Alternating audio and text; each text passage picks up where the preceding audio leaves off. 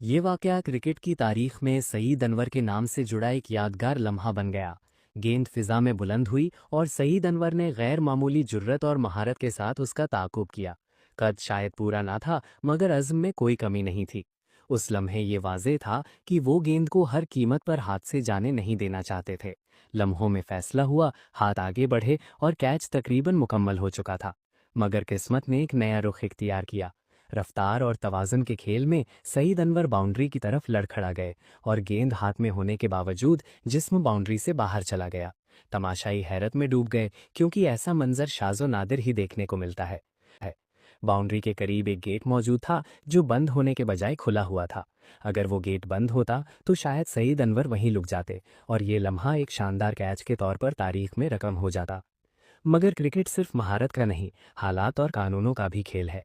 इसी एक लम्हे ने एक अजीम कोशिश को छक्के में बदल दिया।